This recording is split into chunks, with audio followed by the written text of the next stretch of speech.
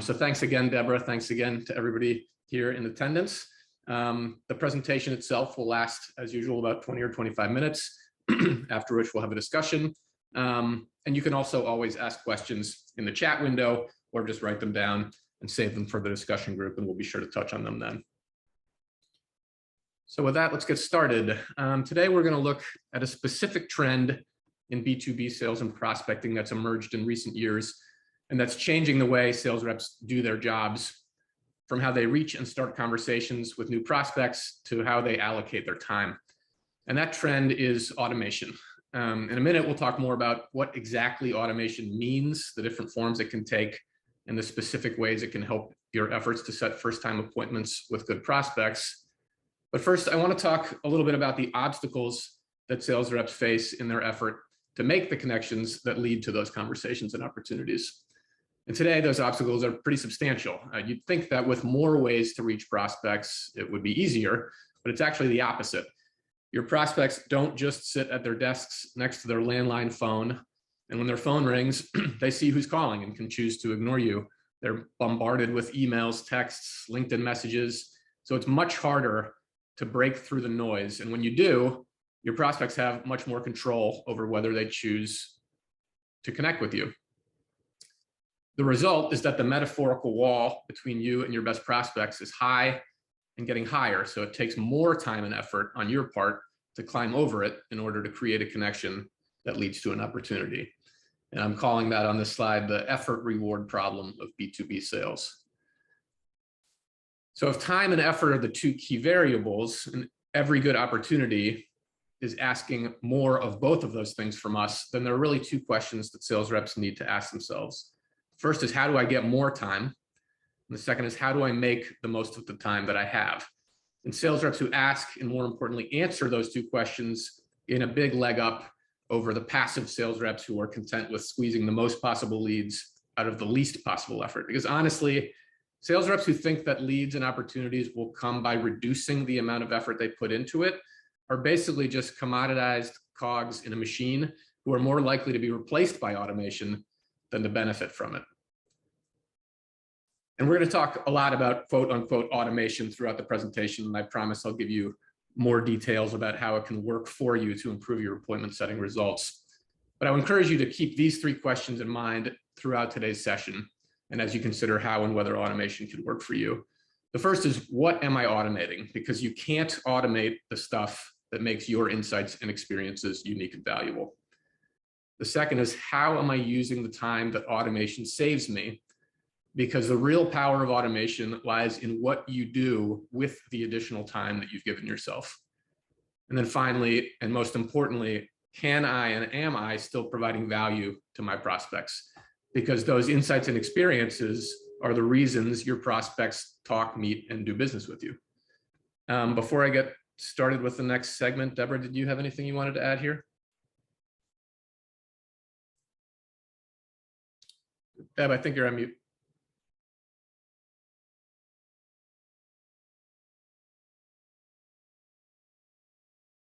Oh, unable to unmute. Hold on 1 second.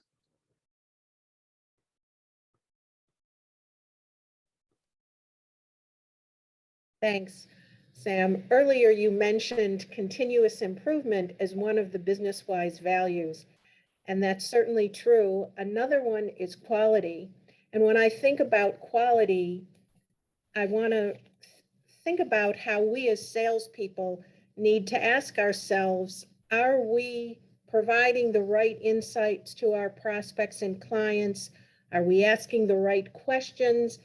And are we curating information for them to help our prospects and clients make the right decisions? Right.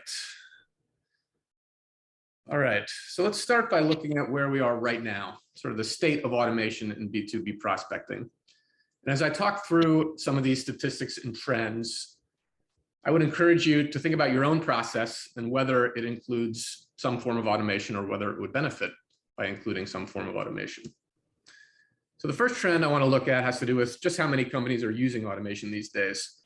According to HubSpot, 42% of teams using a CRM use it to automate meeting scheduling. Now, BeWise is not a CRM per se, but it does work seamlessly with CRMs, and in many ways serves as the appointment setting arm of a CRM. So this stat should be relevant to everyone who uses either a CRM or BusinessWise to set appointments. And the points I think it illustrates are that automation is clearly becoming more popular, largely due to the increased sophistication in targeting and the time-saving efficiencies that sales reps can achieve, which we'll talk more about later in the presentation. Second, we're no longer talking about automation as a wonky marketing process that doesn't do much for sales reps.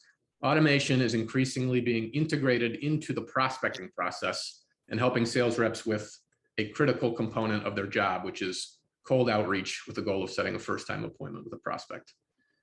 And the way it does that is by automating the process of starting a conversation, that critical first step in qualifying, engaging, and setting an appointment with your target prospects.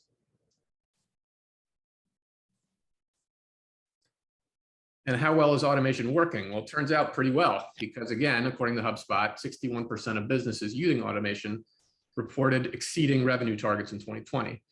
Now, I should clarify that for purposes of this statistic, it could be any kind of automation, from appointment setting to content marketing automation to lead scoring.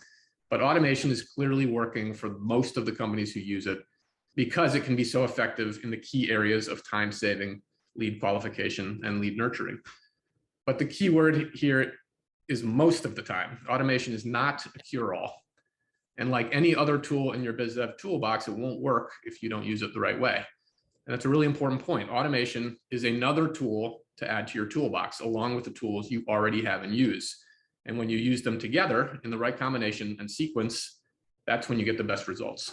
We'll dive deeper into these competing pros and cons of automation, as well as a recipe for how to combine it with other Biz-Dev channels for maximum effect in the next couple sections. But first, let's look at a stat that shows the consequences of doing it the wrong way. According to SalesLoft, response rates are 77% lower for prospecting cadences that use only email and 91% lower for prospecting cadences that use only cold calls when compared with multi-channel cadences. So if you're only using the phone or you're only using email, you're getting only a fraction of the responses that you'd get with a multi-channel approach. And there are a lot of variables here, from how many channels you use to the length and frequency of the touches in your cadence, but it just can't be overstated how important it is to use more than one channel these days. So step one is to diversify. And then step two is to be strategic in how you use and combine your tools, because each has a different strength and a different role. And while I've listed some of the tools and their strengths on the right side of the slide here, I want to put a spotlight on email and talk through a specific example of how automated email prospecting can help you reframe, reconfigure, and rejuvenate your approach to cold prospecting. So automated email prospecting, or AEP as we call it, is the automation tool available to BeWise users. So here's an example of a typical AEP campaign that we would manage for our clients. So we work with clients to develop a series of 3 messages, an initial message and 2 follow-ups. Whenever a prospect replies, the sequence stops for that prospect. Each prospect in your audience receives the sequence over the course of a couple of weeks, with intervals up to a week between messages, but new prospects are added only gradually to the campaign, maybe 100 new prospects each day. So the campaign runs over several months. So the idea here is that AEP is running in the background, delivering replies gradually as it works its way through your audience to your inbox, as long as the campaign is active. Okay, so I've thrown a lot of info at you in the past few slides, so I want to boil it down to a few key points. The first is that you shouldn't be afraid to innovate in order to adapt. The B2B BizDev landscape and the technological tools that shape how you and your prospects do business are always changing, so you should be prepared to change too. That rate of change is only going to get faster. And the twin goals of your innovation should be to use technology to streamline where it makes sense, and then use those time savings to create a diversified strategy that makes the best use of all the tools in your toolbox. Deborah, did you want to add anything here? So we all can't be experts in everything. And I think it is important, when you are beginning a new strategy or adding a technology, to make sure that you get the counsel from people that have had experience and have the expertise needed. Thanks, Deb. So we've used the stats and trends to paint a picture of how B2B sales teams are using automation, whether it's working for them and what that says about the right way to approach it. But I think we can get to a better answer and a more robust automation strategy if we get a little bit analytical and look at exactly how automation helps and how it can hurt you if used the wrong way. So let's start with the good stuff, the pros of automation. The first and obviously big pro of automation is that it saves you a lot of time. We've already talked about the fact that the most effective sales reps are the ones who are the best at translating time into opportunities. And automation is a great tool for generating more time. It's like a personal assistant that takes work off of your plate. And just like when you find 10 bucks in your jacket pocket, that time is now yours to spend. So it's important to spend it wisely. Second, while taking work off your plate saves you time, it also takes work off your plate. That's pretty nice. So a major benefit of automation is it allows you to accomplish more with the same amount of effort. In other words, it makes your job a little bit easier. Well, let's get specific. Here are 3 key ways it can make your job easier. First, since automated campaigns run in the background, you can basically set it and forget it. The emails go out every day in the background, requiring little ongoing effort from you. And that steady stream of emails generates a steady stream of replies to your inbox.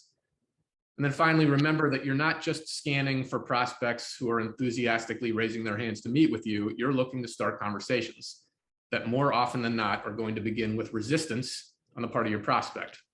It is cold prospecting after all. So automation starts those conversations for you so you can move them forward. And then finally, and most importantly, automation is consistent. And the reason this one is so important is due to an underappreciated fact of life in B2B sales prospecting. And that's that consistency, the act of maintaining steady cold outreach for days, weeks, and months on end, even when it gets tough, is really hard. Fortunately, automated campaigns never get too tired, they never get too busy, and they never get discouraged. They keep sending day in and day out. And with BWise automated email prospecting, you get us, the wise guys, as a bonus and a backup. We write your messages and we keep everything running on track so you don't have to. Deborah, any thoughts here?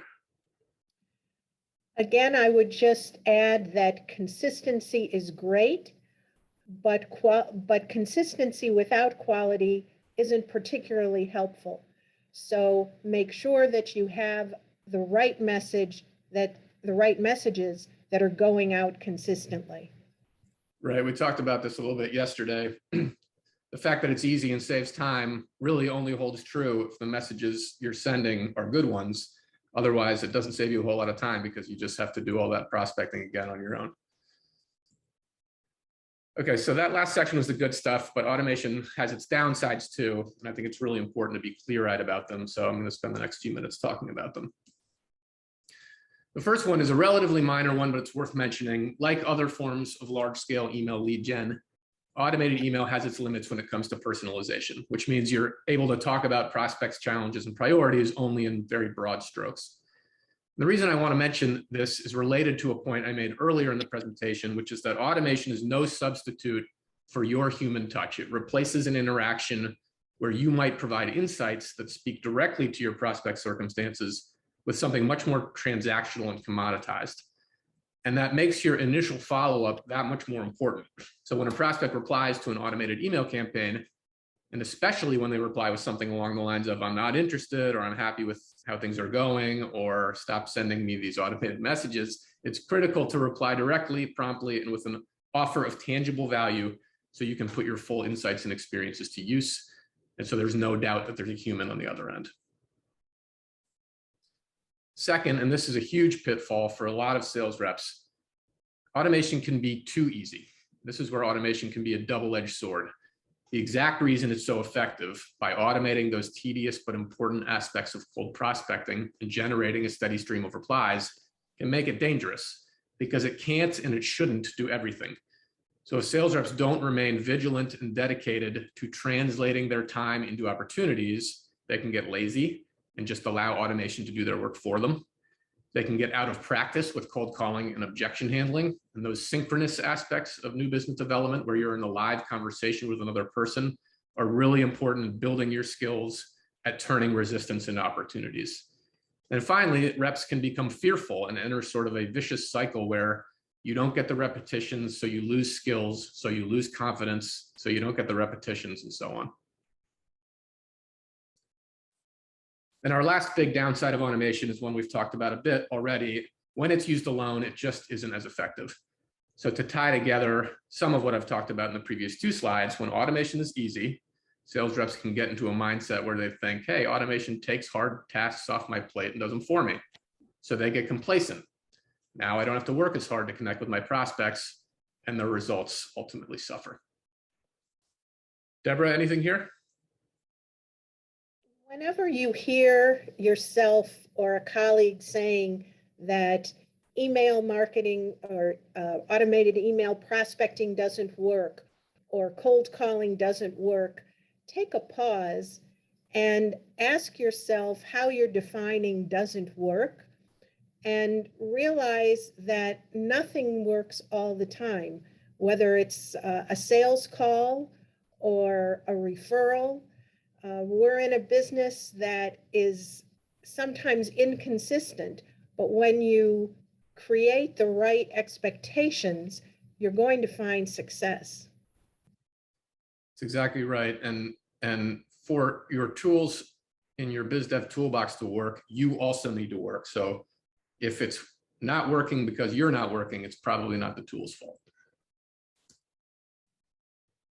Okay, so we've looked at trends in B2B sales automation. We've looked at how it can really help boost your Biz-Dev results, but also how it can really hurt in key ways when you don't use it the right way. So what is the right way? That's the focus of this final section of our presentation, where we'll look at a lead gen recipe using automation that provides a really strong foundation for successful Biz-Dev. Let's go back to that large and growing barrier between you and your prospects, and the idea that we're trying to unlock that effort reward conundrum of B2B sales. So here's one really good way to use automation to upend the effort reward equation using a combination of automated email prospecting and targeted cold calling. So imagine you have an automated email prospecting campaign running here on the top with a target market of several thousand prospects. Maybe your list is based strictly on firmographic criteria like industry, size, et cetera. Now that you know you're reaching that list of several thousand prospects with an automated campaign that requires no ongoing effort from you other than fielding the responses, you can use your cold calling time to focus on a much tighter set of your absolute best prospects. And you can call those prospects much more frequently and consistently, improving your odds of breaking through. So when the alternative is to call a larger list of low value prospects less frequently, you can really see how an automated email strategy can make your cold calling that much more valuable. Because the point is that increasing efficiency does not mean figuring out how to prospect without doing any actual hard work. It means maximizing the odds that your hard work will pay off by ensuring that work is focused on engaging with high value or warm prospects. Similarly, when you know you have an AEP campaign running in the background, you can use one-off tools, strategies, and cadences to much greater effect by focusing them on high-value prospects. So here's one that we use that we've talked about before, using voicemail and email in tandem to reinforce your message and maximize the odds of a response. And the point here is less about the specific words you're using, but to remember that these tools are still there. And since you're using automation, they're even more effective because you can focus the time and energy it takes to use them on high reward opportunities. Paradoxically, so many sales reps do the exact opposite, deciding to forego the use of these effective tools because they assume they don't have to now that they're using automation. And the great news is that, as many of you have already noticed, we talked about at the beginning of the presentation, BeWise has a brand new look and several tools you can use in new ways to translate your time into opportunities. And one in particular I wanted to highlight in the context of the previous slide is a feature that allows you to create and prepare to send emails to your prospects directly from the BeWise dashboard. You can create a library of templates, such as one for following up on a voicemail, completely customizable to your individual prospects. And while you can create and manage these templates from BeWise, they actually go out from your regular email client, just as with any other prospecting email you'd send. So to sum up our recipe for successful lead gen using automation, weight your opportunities, assign them a unique value, and rank your prospects by tiers or categories. Next, align your efforts so that your valuable time is spent using your insights and experiences to turn high value opportunities into leads and clients. And then, of course, the best way to do that is to diversify your approach. Use all the tools in your toolbox in a way that plays to their strengths, which are a lot more considerable now that you can use them on your best prospects.